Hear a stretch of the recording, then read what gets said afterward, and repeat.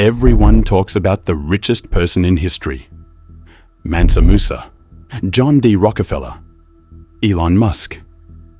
But no one asks the opposite question.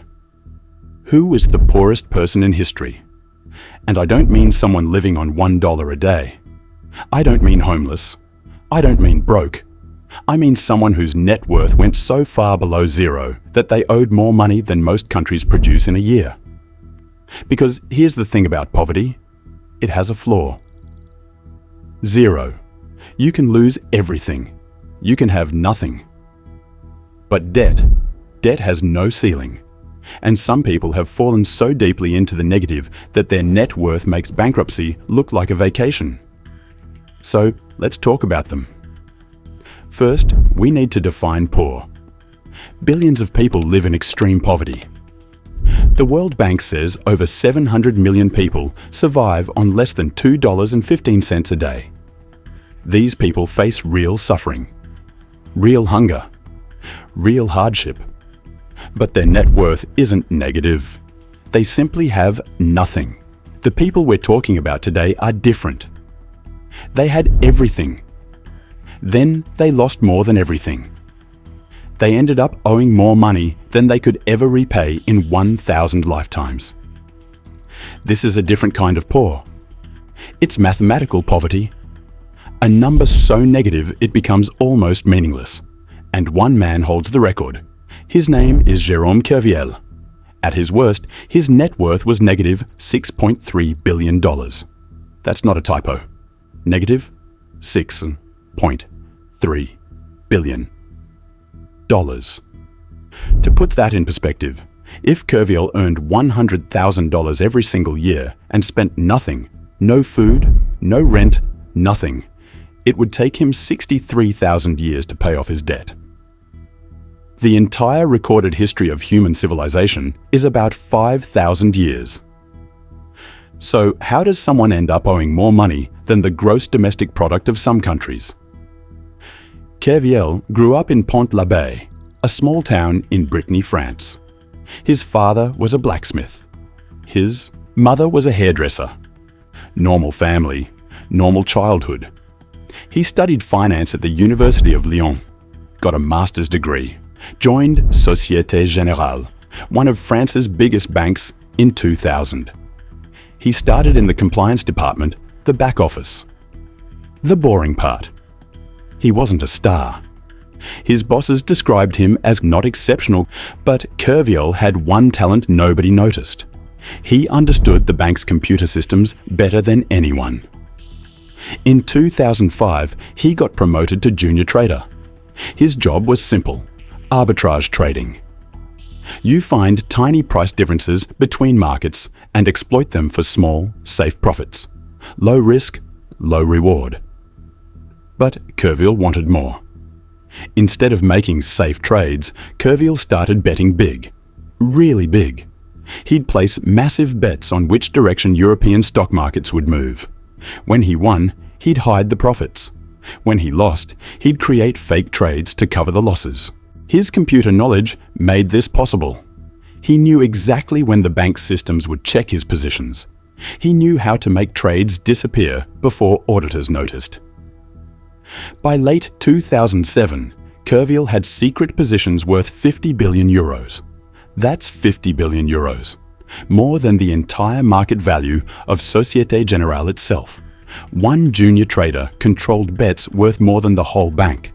And for a while, it worked. By the end of 2007, Kerviel had generated 1.4 billion euros in hidden profits. Nobody complained. Nobody asked questions. Then 2008 happened. In January 2008, markets started falling. Hard. Kerviel's massive bets went the wrong way. His positions started bleeding money. On January 19, 2008, the bank's control systems finally caught something suspicious. They investigated. They found the hidden trades. They found the fake hedges. They found the 50 billion euro exposure. Société Générale panicked. They had to close Kerviel's positions immediately. But you can't sell 50 billion euros in stocks without moving the market. So over 3 days, January 21 to 23, they dumped everything. The timing couldn't have been worse. Markets were already crashing. The bank's massive sell-off made things worse. Final damage: 4.9 billion euros in losses, about $6.3 billion at the time. The bank survived, barely.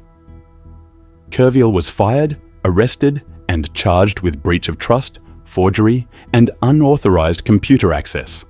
And the court ordered him to pay it all back. Every cent. 4.9 billion euros. His net worth became negative $6.3 billion overnight. Kerviel went to prison. He served less than 5 months. He maintained his innocence. He claimed the bank knew what he was doing. He said they only cared about profits, and when the losses came, they needed a scapegoat. The bank disagreed. Multiple courts sided with Société Générale. But here's the strange part. In 2016, a French court reduced his debt from 4.9 billion euros down to 1 million euros. A 99.98% reduction. The court ruled that the bank shared some responsibility for its lax controls. So Kerviel is no longer technically the poorest person in history. But for 8 years, he held the record. And the original debt, 4.9 billion euros, remains the largest amount any individual has ever owed. Today, Kerviel works as an information technology consultant. He wrote books. He went on a pilgrimage from Rome to Paris to protest the tyranny of markets. He even met Pope Francis. Not exactly the life of the world's poorest man. Kerviel isn't alone in the negative billions club. Nick Leeson came before him. In 1995, Leeson was a 28-year-old trader at Barings Bank, Britain's oldest merchant bank. It had financed the Louisiana Purchase. The Queen of England had an account there. Leeson worked in Singapore. Like Kerviel, he hid losses in a secret account. Like Kerviel, he doubled down when things went bad. When an earthquake hit Kobe, Japan, markets crashed. Leeson's positions collapsed. Losses hit £827 million, about $1.4 billion. More than twice the bank's entire capital. Barings collapsed. A 233-year-old institution destroyed by one trader. The bank sold for £1, £1 British pound. Leeson fled to Germany, got arrested, served 4 years in a Singapore prison. He survived colon cancer. Today, he works as a motivational speaker, warning companies about risk management. His debt was large, but nowhere near Kerviel's record. Then there's Sam Bankman-Fried. In March 2022, SBF was worth $26 billion. He was the poster boy for cryptocurrency. His exchange, FTX, was valued at $32 billion. He appeared on magazine covers, testified before Congress, and donated millions to political campaigns. Then, November 2022 happened. Customers tried to withdraw their money. FTX didn't have it.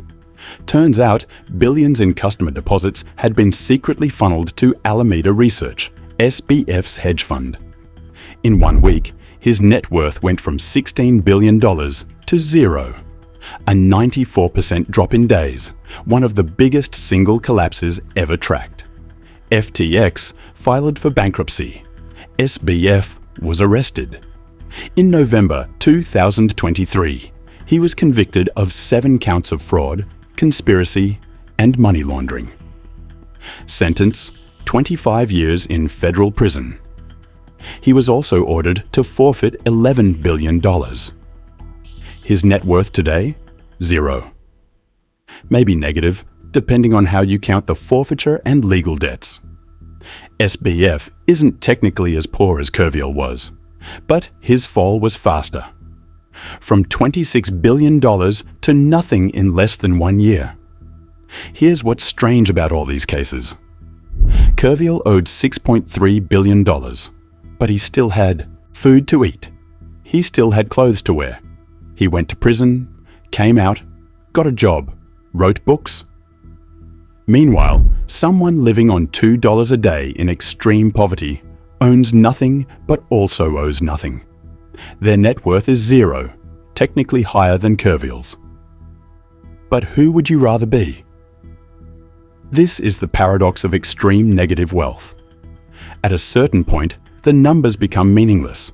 If you owe $10,000, that's your problem. If you owe $10 million, that's the bank's problem. If you owe $6 billion, that's everyone's problem. Kerviel could never repay 4.9 billion euros. The court knew it. The bank knew it. Everyone knew it. So the debt became symbolic. A number on paper. A punishment in theory. Real poverty.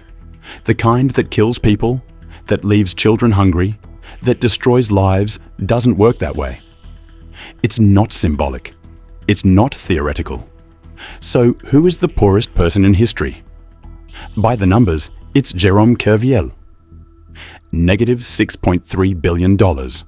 A debt so large it would take 63,000 years to repay.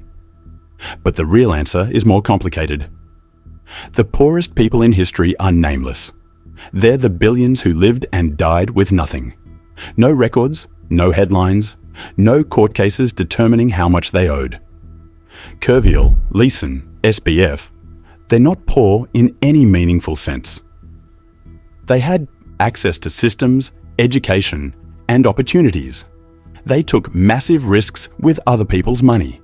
They lost, and society kept them alive anyway. That's not poverty. That's the consequences. Real poverty has no billion-dollar bailouts, no book deals, no meetings with the Pope. The poorest person in history didn't make the news. They never will. But Kerviel's record stands, and it probably will for a long time, because normal people don't get the chance to lose $6 billion. You have to be given billions first, and that's a privilege most of humanity will never have.